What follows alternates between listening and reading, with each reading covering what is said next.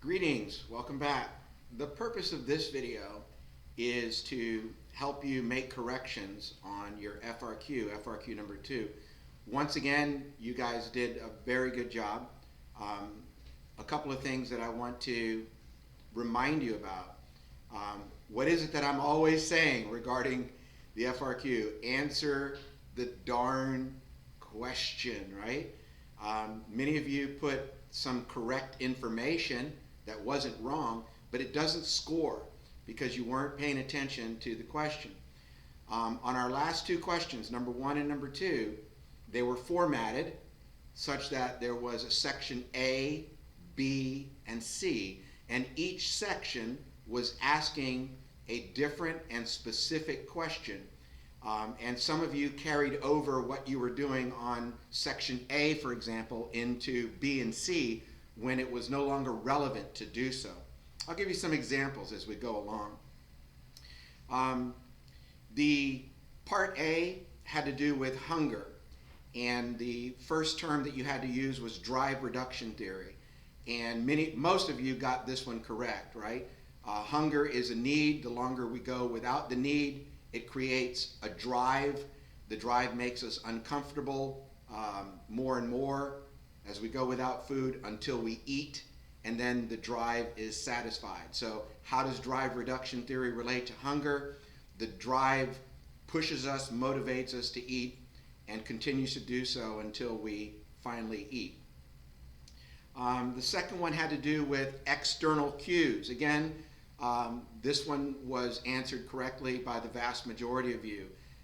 When we see other people eating, when we go to parties, when the lunch bell rings, when we smell food, even though we might have already eaten, all of these external cues can cause us to eat more even though our body doesn't require it, right? So that's how external cues are related to hunger.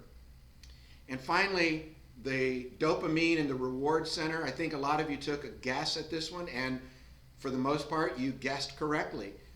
Many foods, especially those that are high in fat or sugar, cause the brain to release a small amount of dopamine, which gives you a sense of pleasure. And remember, any behavior that's followed by a pleasurable consequence is going to increase or repeat. So the fact that eating certain foods causes the brain to release dopamine is related to eating because it causes us to eat more because it makes you feel good to eat, especially certain foods. So many of you went through section A without missing a point. Now section B was another story, especially B1. B1 was the most missed question. Here you had a situation where people were put into two groups. One group read an article that suggested that obesity was nothing more than a disease, a genetic predisposition that some people are bound to have. Whereas another article suggested that what we do and what we eat has a tremendous influence on obesity.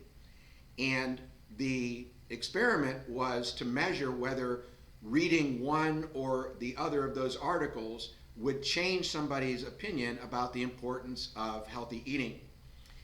The B1 asked you specifically what was the operational definition of the dependent variable. Most of you missed B1, and many of you who missed it correctly identified that the dependent variable was somebody's opinion about eating healthily. That's true. But an operational definition is the way that an experimenter measures the dependent variable. In this case, the people in the experiment were asked to rate on a scale of 1 to 9 how important healthy eating is. Many of you said that the dependent variable was the rating scale. No. The dependent variable is your opinion about the importance of healthy eating. The rating scale was the operational definition, and that was the question. That's the question you were being asked. The question was, what is the operational definition being used to measure the dependent variable? And the answer, again, specifically, the operational definition was the rating scale used to measure the dependent variable, which was the person's opinion about healthy eating. So most of you need to go back and correct that one, and all you need to do is be specific. Tell me that the rating scale was an operational definition of the dependent variable.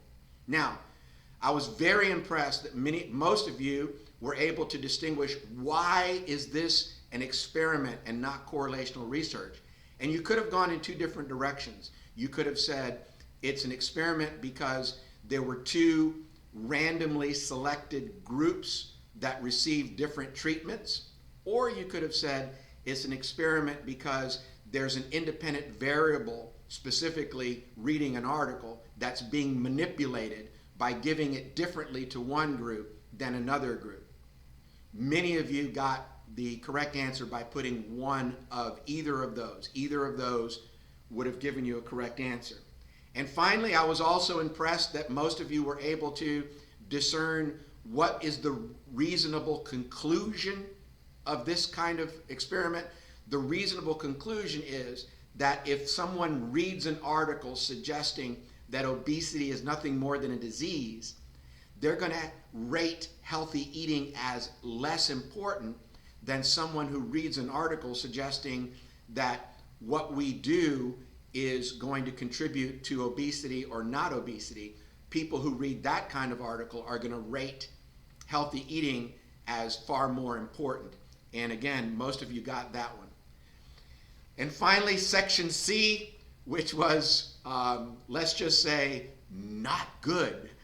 Very few of you got either, and even fewer of you got both of those. I didn't think it would be that hard, but apparently I didn't do a good job teaching either psychodynamic approach or a behavioral cognitive approach. Again, what is the question? The question is, how do these two approaches explain people's different personalities? Psychodynamic. I could not give you credit if you didn't have the word unconscious in there, right?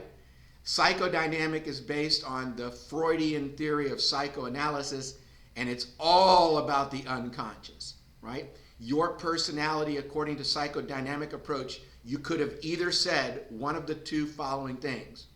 You could have said that our personality is the result of unconscious memories that from early childhood that were repressed into our unconscious, or you could have said, as Karen Horney would have said, that our personality is our unique way of coping with those repressed memories that are buried in our unconscious from early childhood.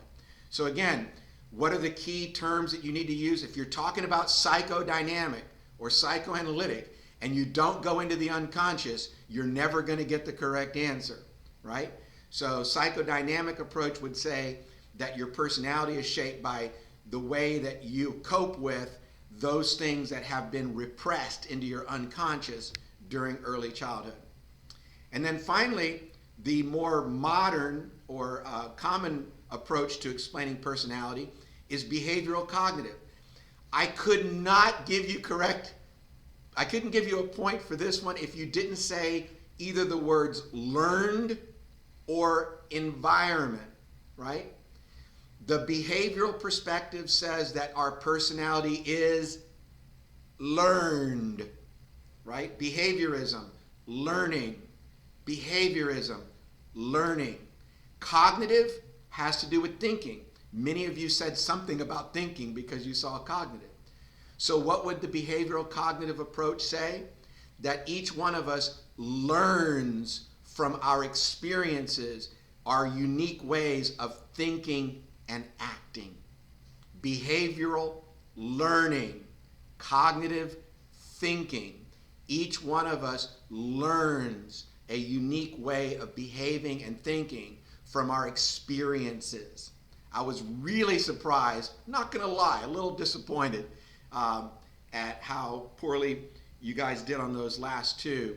I hope it's not a function of the fact that those are the only two that weren't part of the original question. I'm hoping that many of you didn't realize that this was a FRQ that was borrowed from the College Board 2017, and the rest of it could have easily been found on a rubric. I'm hoping that's not the case. I'm guessing it's just that I didn't do a good enough job teaching theories of personality the first time around. I hope that this video has helped. I'm also posting a written rubric, and I'll see you again sometime soon. Peace.